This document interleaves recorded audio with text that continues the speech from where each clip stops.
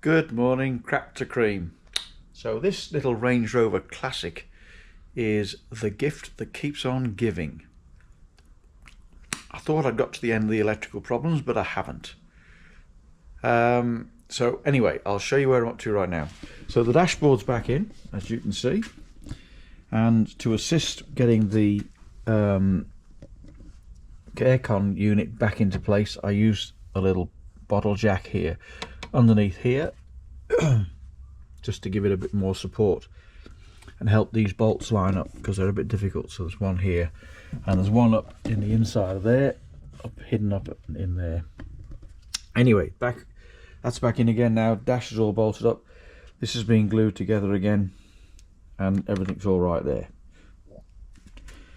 The two odd ones are in the middle to try and make it look a little bit symmetrical, for want of a better word, and I think that's about it on this side. So the dash mat's back on to try and make the back of the Speedo look better, so that's all good, and I'll just whiz around to the other side.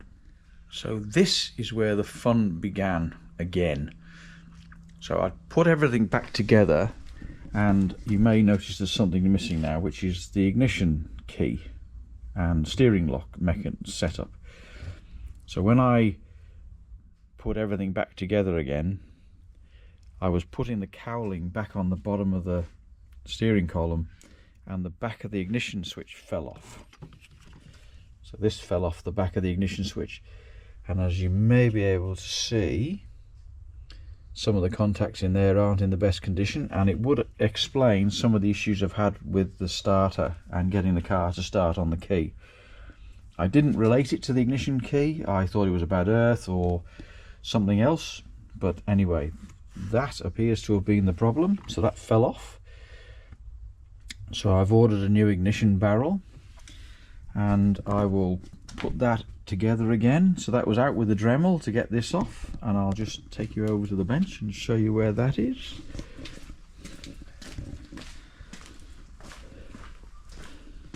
So here's the ignition barrel key. So the back fell off here. It's held on by those three gidgets there. So I had to get the Dremel out because these have got shear bolts on them, sheared off bolts, and you can see I had to cut through there with the Dremel to get these studs, because you can't get them out. Anti-theft device works really well. So they're all cut off, and I got that out. So now I wait for the new ignition key to arrive. I've got my new cable tracker for looking for the short circuits if I ever get one. So I found the short circuit before I got this, so I haven't actually used it as yet. I've now taken the rear lights out, well, one of the rear lights, because this little clip in here, if anybody knows the name of these clips, can you put it in the comments for me so I can order some new ones? So one of these had fallen out and the screw was loose. So this has been messed around with, obviously. More electrical joy here with all the little bits of tape going on. So that's to do with the trailer wiring, I'm going to assume. So I've got to clear all this up. I've got some new screws for the lights. So I've tapped all those out now. They've now gone to 4mm and they seem to work fine. So that's good. That's all very good there. I'm going to do this one next, and I might spray these lights inside here chrome so they give you better brightness. Don't know yet, haven't got that far. I'm just thinking about that. I'm looking at lights, trying to pick the best ones that aren't cracked or damaged. So this one here, it's got a slight crack in it here. So this one's got some of the little reflectory things missing out of the back that one's got. So I'm going to have to pick some of them off. The lights, they aren't in that good a nick, and I'm seeing, so as you can see, right, this one's got a full set. This one hasn't. That's the. So anyway, I've got to figure something out with that. The little side light reflector things. So one of those was cracked. I've repaired that, and that's all right. Well, that's a good one. But some of the other ones are over there, in there somewhere. I think repaired one here. Yeah, that's the one I repaired. It's better than it was, which was cracked, so at least it's in better condition now than it was before. So I've got one for each side. It's just a bottomless pit, right? You can just keep on going and going and just spending money buying new parts, just continue on. So I just have to decide what level of restoration I'm going to. Right now I want to get the car back together again, running, get all the bumpers back on. I want to fit the Holly carb to the engine. I want to do a compression test to make sure the engine's okay. I think the engine has had some work done on it. It looks relatively good. Well, there's evidence that it's been worked on recently because it looks quite clean. I put all the labels on the plugs, so I'm going to have a play around with that. I took some advice of one of the comments. Now I leave the battery disconnected, and then whenever I reconnect it, I just look for the big spark when I put it on here. If I don't get a big spark, then obviously there's no real big short circuit, so I put that on and at least the interior lights come back on, so I know that things are connected. I had to get the earth cable off. It was bolted to that suspension turret bolt you can see there, so I had to cut that bolt off because the thread had gone, and that was giving me a bad earth, so I replaced the earth and put a new earth in there.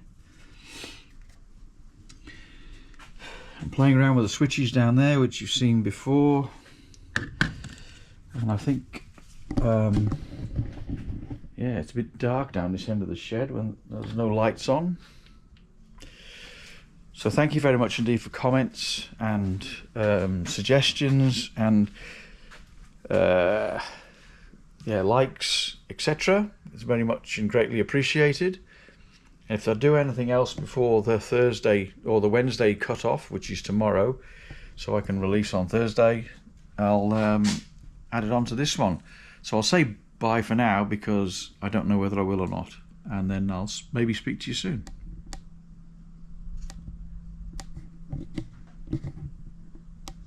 Good afternoon, just a little bit of a part two. So I'll be messing around with the rear lights, cleaning them up a bit. Let's go with that. So this is what I started off with. So this is the rear lights, and as you can see, so it's got lots of these bullet connectors, and unfortunately the Deutsch plugs don't have the 2-into-1 wiring thing, or like that, so 2 into whatever. So I've taken all the single wires like on this side. So on the other side is what I've done now. So I've tidied all the wiring up, and I've had one Deutsch plug on there like that. I cleaned up all the lights internally, and I've painted them with a chrome paint, masked it all off of it so that it sort of stayed pretty masked off. I put little bits of, I didn't get that off my fingers, a little bit of masking tape in these holes so that the paint didn't go down inside the holes where the globes or bulbs go. So that's, put that out, and then there's one more in here. Get that out. So there, yeah, hopefully they'll make the lights shine a little bit brighter than they are right now. You'll see the other side of this. This is what it started off life as, like so, looking similar to that. So with that little bit of paint, chrome paint, and yeah, a lot better than it was before. And the Deutsch fittings, they're all so yeah, there's the Deutsch plugs on the back of this. So there, so that just neatens all that up. So it makes it like easy to disconnect and take out if I ever want to in the future. Alright, so that's just the end of the part 2 bit that I was going to do. Might have a bit of a surprise in for you maybe next week, not sure yet. Work in progress. I'm working on a plan, dearly supported by my lovely wife, of course. So we'll see what happens, and then I will report back as things evolve. Alright, so I'll say thank you very much indeed for subscribing. Please put likes and subscribe. Any comments, great. And yeah, bye for now.